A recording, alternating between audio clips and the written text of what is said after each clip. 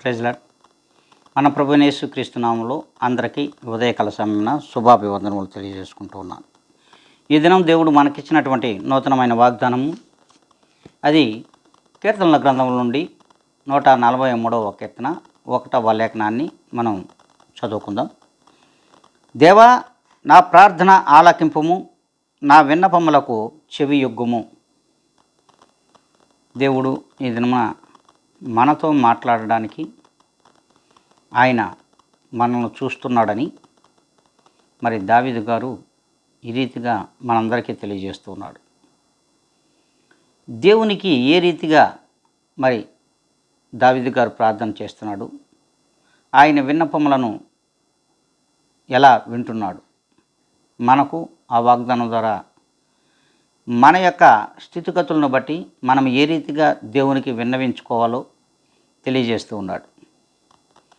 మనం ఒక విశ్వాసతను బట్టి నమ్మకమునకు, భయభక్తులకు, మరి అంతే నీతి యథార్థాలకు మనం దేవునికి లోబడి ఉన్నట్లయితే, అట్టి దేవునికి మనం ప్రార్థించిన, మరి విన్నవించుకున్న, మరి మన విన్నపములను వింటాడు, మన ప్రార్థనను కూడా దేవుడు ఆలకిస్తాడు.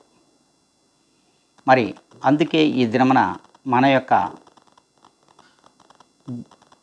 నూతనమైనటువంటి దేవుడిచ్చిన ఈ దినమును బట్టి మనం ఇలా ప్రార్థన చేయండి అని దావీదు గారు మనందరితో కూడా మాట్లాడుతున్నాడు. నా ప్రార్థనను ఆలకింపు ప్రభువా, నా విన్నపములకు చెవియొగ్గుము. మరి మనం యొక్క విశ్వాస్యత, నమ్మకమైన నీతి యథార్థతలకు కలిగినటువంటి భయభక్తుల వలన మనం దేవునికి లోబడి ఉన్నట్లయితే ఈ దినము నుండి అయినా సరే మన ప్రార్థనను దేవుడు ఆలకిస్తాడు. మరి అందరం కలిసి దేవుని కొరకు ప్రార్థిద్దాం. మహాపరిశుద్ధుడా, ప్రేమ నమ్మకమగలైన మా గొప్ప కనుమ తండ్రి, ప్రభువా, ఇదిగోనైనా ఛానల్ వీక్షించున్నటువంటి ప్రతి ఒక్కరిని కూడా మీ చేతులకు అప్పగించుకుంటూ ఉన్నాం.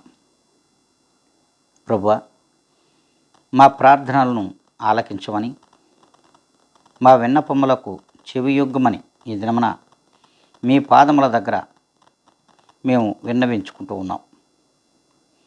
ప్రభా, వీక్షించున్న ప్రతి ఒక్కరిని కూడా మీ చేతులకు నేను అప్పగించుకుంటుండగా నన్ను నేనుగా అతి మిక్కిలిగా తగ్గించుకొని క్రీస్తు యేసు యొక్క గొప్ప ఘనమైన నామములో అడిగి వేడుకొని ప్రార్థిస్తున్నాను మా ప్రియ గొప్ప పరలోక తండ్రి.